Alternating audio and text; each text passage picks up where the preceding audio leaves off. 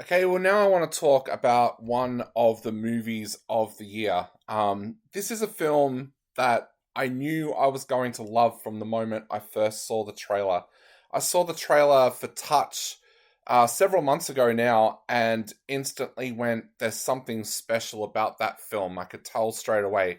I then had the privilege of being able to attend the Golden Globe press conference for Touch, and I got to learn a lot more about the film that way. The press conference was with director Baltazar Kormako, who fell in love with this story as soon as he read the novel and wanted to make it.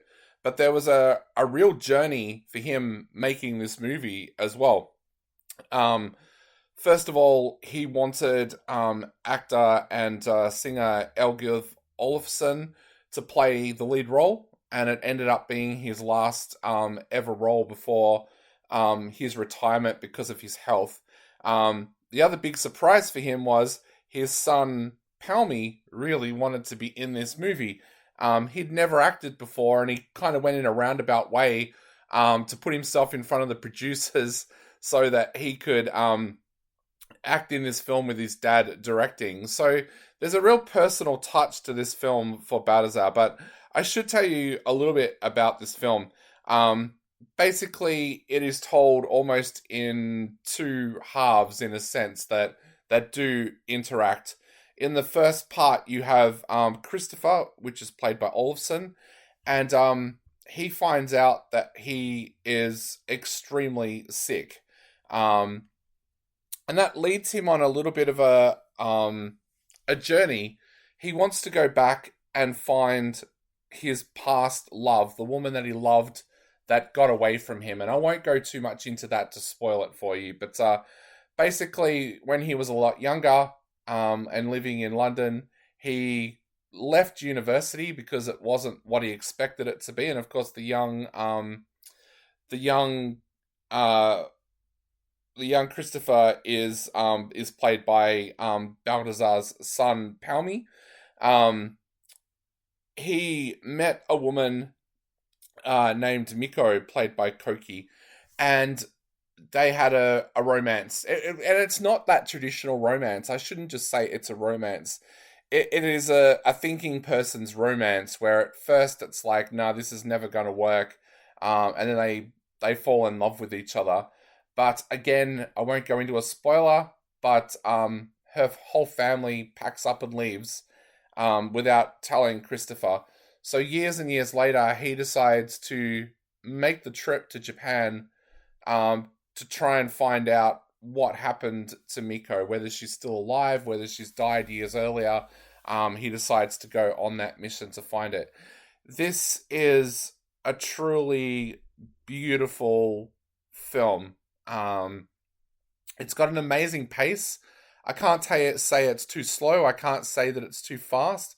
It has this beautiful screenplay of these incredibly touching scenes, but there's also a realism to this romance as well. And I think that's what makes so many of these scenes beautiful is that there's just this absolutely amazing naturalistic feel to this romance.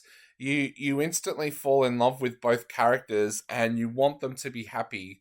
Um, you then emphasize with Christopher and what is happening to him as well later in life, and I think that's where the beauty of this movie comes from. It makes you think about your own mortality. It makes you think about loves that you've had in your life that perhaps got away. It makes you think about the relationship that you're in right now. It is just one of those movies where it stays with you. Like I said, I watched the trailer and I wanted to see this movie.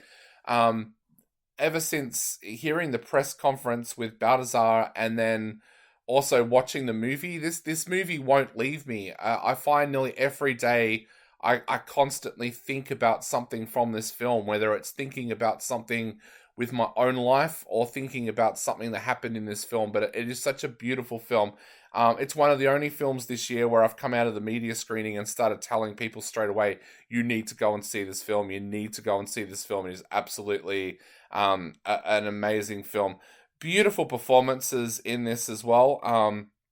I am hoping that Balthazar Kormaker's son Palmy decides to keep acting because he is amazing. He's everything that a leading man in a romance needs to be. He's a good actor. He's a handsome actor. Let's hope that he decides to do more. Elgov Olafsson puts in an absolutely emotional performance. He has said that this is his final performance, so going on that, it's one of the best performances of his life as well. Also, all of the actors that play the scenes working in the restaurants, they are amazing as well. This is one of those movies where it is a true ensemble cast that comes together. Koki is amazing as the young Miko as well. This is just a beautiful, beautiful film. It will make you cry. I'm warning you, if you're going to see this film, take Kleenexes and tissues with you because you will cry during this film. But look, I can't give this film any less than 5 out of 5. Touch to me is a beautiful, beautiful film that truly deserves 5 stars.